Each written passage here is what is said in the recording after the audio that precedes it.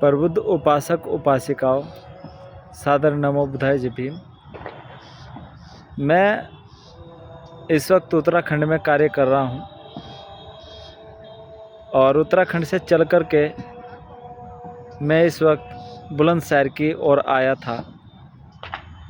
आकर के मैंने बहुत कुछ चीज़ें नोट की है, जैसे कि कह सकते हैं कि एक बुद्धिस्ट व्यक्ति बौद्ध बन कर के जिस काम को करना चाहिए था उस काम को नहीं किया जा रहा है। इस देश के अंदर जो काम हो रहा है वो संगठनात्मक कार्य हो रहा है।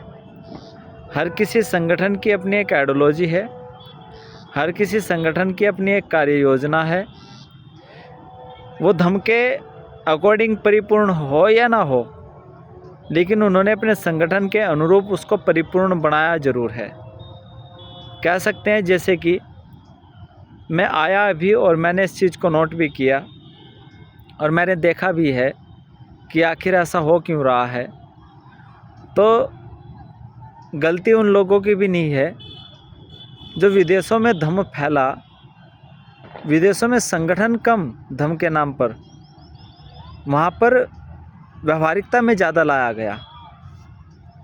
उस देश के अंदर जिसके अंदर आज बुद्धिज़्म को बहुत ज़्यादा मानते हैं, बुद्धिज़्म के फॉलोअर्स बहुत ज़्यादा हैं, वहाँ की जो आइडियोलॉजी है मैंने देखी है।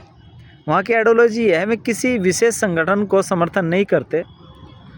वो लोग अगर किसी को सपोर्ट या समर्थन करते हैं तो वो बुद्ध की अगर फिलॉसफी पर, बुद्ध की शिक्षाओं पर अगर वो परिपूर्ण है तो उसकी आइडियोलॉजी को सोच समझ कर विचार करके तब उसको समर्थन करते हैं।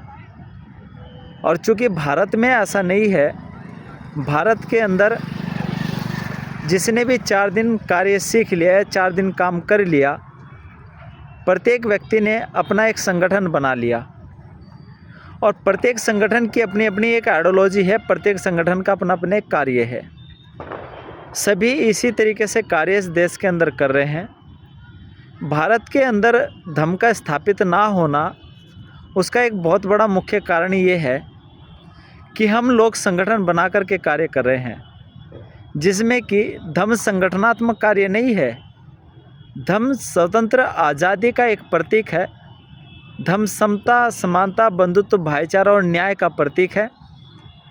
धर्म इस देश के अंदर प्रत्येक उस मानव को, प्रत्येक उस प्राणी को जीने का एक मार्ग दिखाता है जो जीना चाहता है। लेकिन भारत के अंदर लोग संगठन बना कर के जो कार्य कर रहे हैं, धर्म का सबसे बड़ा विनाश का कार्य यही है।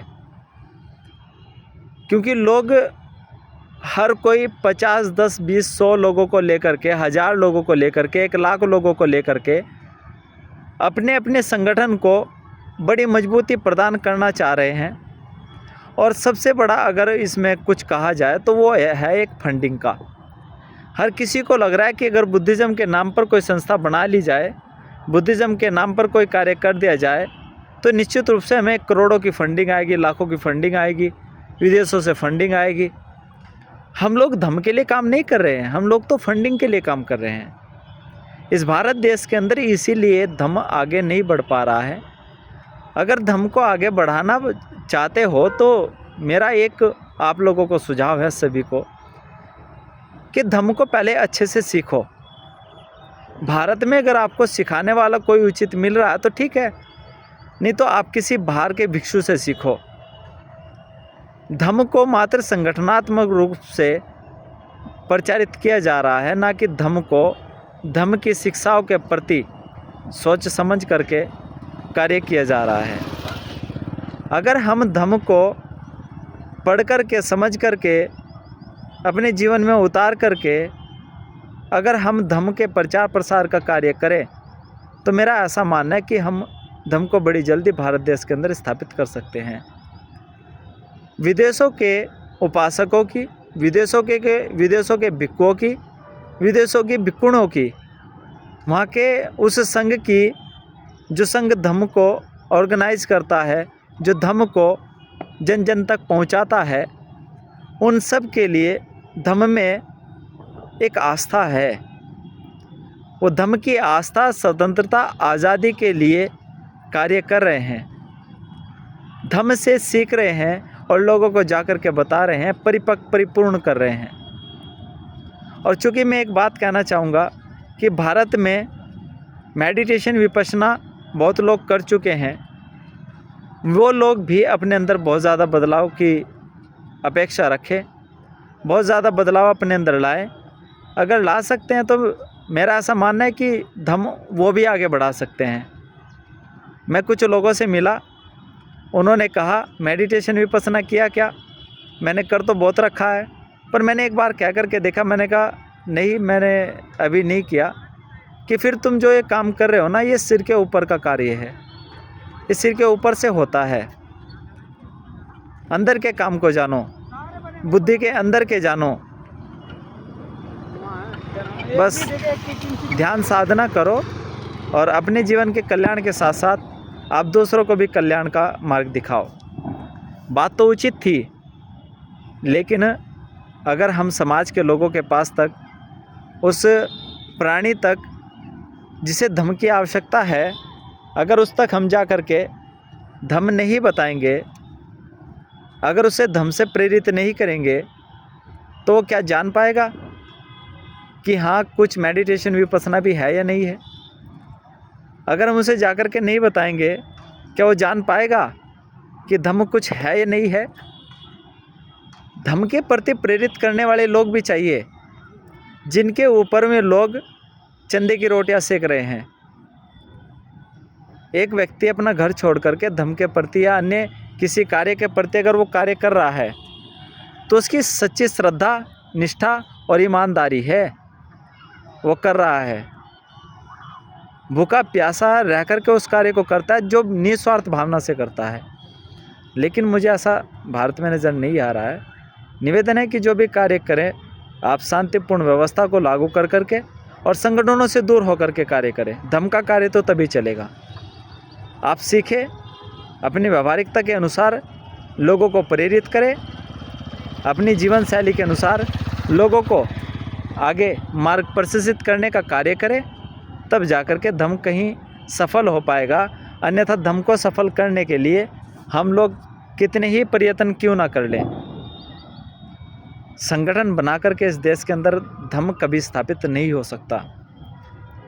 हम संगठनात्मक रूप से किसी भी कार्य को स्थापित कर सकते हैं, लेकिन वो संगठन के ही लोग उस चीज़ को मानेंगे। अगर हमें प्रत्येक प्राणी को समझाना है, वो प्रत्येक बुद्धिस्ट व्यक्ति के पास वो कानून लॉ लागू करना है या वो थ्योरी आइडियोलॉजी हमें लागू करनी है, तो निश्चित रूप से हमें संगठन की सीमाओं से बाहर निकल करके कार्य करना पड़ेगा।